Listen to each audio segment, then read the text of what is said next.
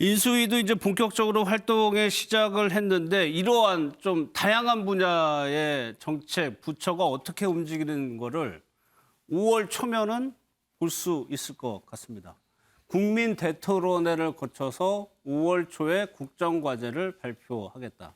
취임 직전에 이제 모든 작업을 마무리해가지고 국민께 당선인이 직접 발표를 한다는 거예요.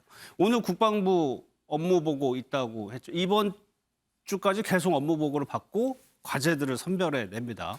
그거를 인수위원들이 협의를 통해 가지고 안을 만들겠죠. 그거를 당선인한테 보고하고 당선인이 또 조율을 하고 그러고 난 다음에 5월 초에 국정을 발표한다는 얘기입니다.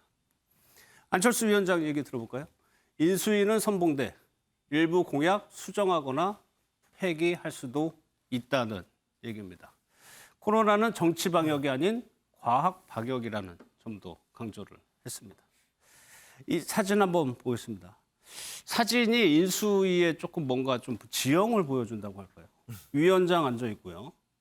안철수 위원장의 가장 측근이 이태규 위원이 옆에 앉아 있고 또 기획위원장으로 원희룡 의원이 앉아 있습니다. 이 세 분이 아마 인수위의 핵심적인 인물일 것 같아요.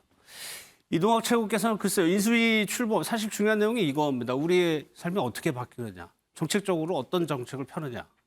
어떤 생각이 좀 드세요?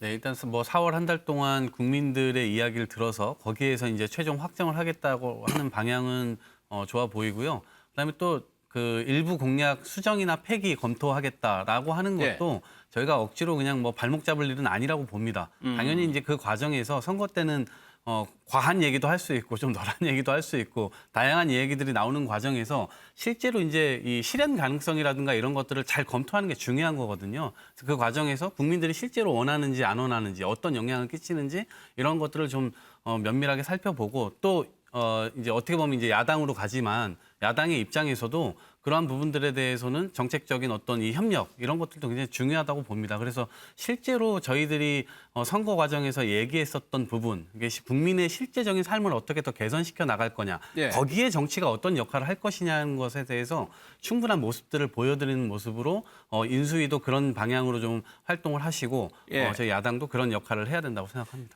다음 기사도 한번 볼까요? 좀 관심을 가지고 있는 부분이 여가부. 네.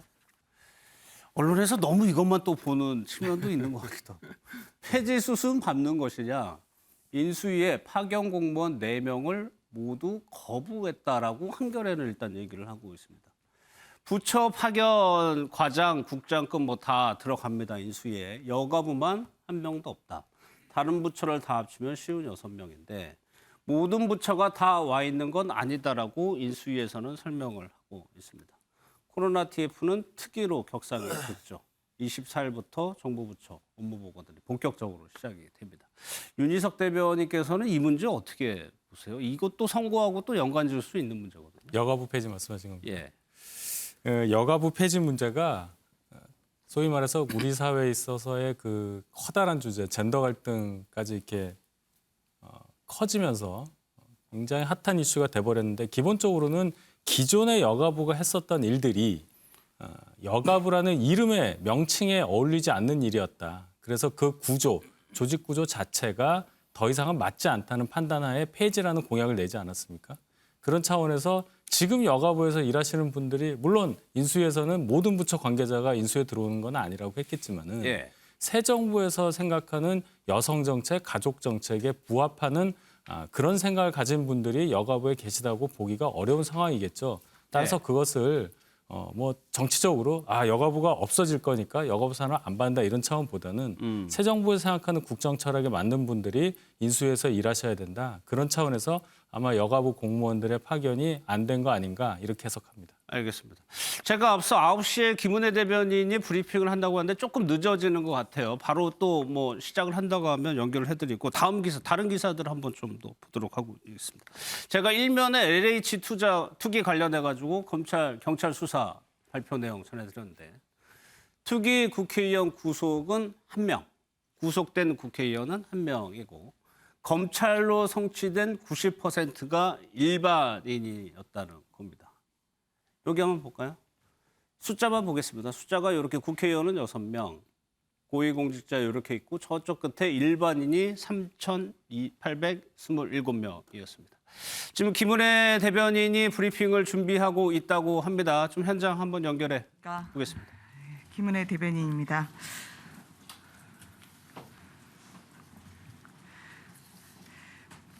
비 올 때도 그렇고 날이 굳을 때도 그렇고 추울 때 보면 저 기자님들 저 통이동에서 누가 들어가는지 누가 나오는지 식사도 걸으면서 취재하시는 게 너무 죄송해서 주변에 이게 좀 따뜻하게 몸을 쉬실 수 있는 데를 알아봤는데 마땅치가 않더라고요. 네, 통이동에 이 안에 저희 또 청사는 또 워낙 많이 비좁아서 회의실도 서로 쪼개 쓰는 형편이다 보니까 궁리 하다가 안 돼가지고 어쨌든 1층에 저희가 따로 이렇게 따뜻하게 커피도 드실 수 있는 그 이제 약식 그 기자실을 좀 마련하려고 하니까요.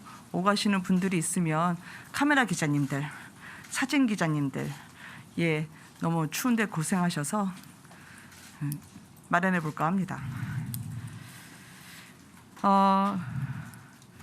오늘은 당선인 일정이 인수위원회 저희 간사분들과 만나는 건데요.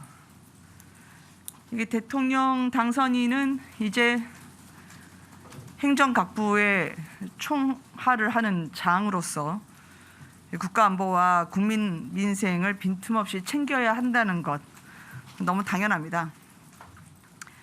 사람에 충성하지 않는다던 윤석열 당선인이 이번 선거에 임할 때 국민들께서 정권 교체를 명하신 것도 이제 제대로 일하라는 국민의 엄중한 바람임을 저희가 잘 알고 있습니다. 그래서 저희는 일하고 싶습니다. 일할 수 있게 도와주십시오. 그러니까 국민의 관점에서 볼 때 정말 일 잘하는 정부, 유능한 정부가 되고 싶습니다. 그래서 새 정부는 헌법과 법률에 따라 국민으로부터 위임받은 권한을 나라와 국민을 위해서 잘 쓸 수 있도록 노력하겠습니다. 저는 어떤 일이든 현실적 난관은 있기 마련이라고 생각합니다. 국정과 정치 영역은 더 그렇습니다. 늘 딜레마 속에서 난관을 극복할 방안을 고심하고 함께 수기해서 결단을 내리는 과정에 이르게 되죠. 그러나 난관을 이유로 꼭 해야 할 개혁을 우회하거나 미래의 국민 부담으로 남겨두지는 않을 것입니다.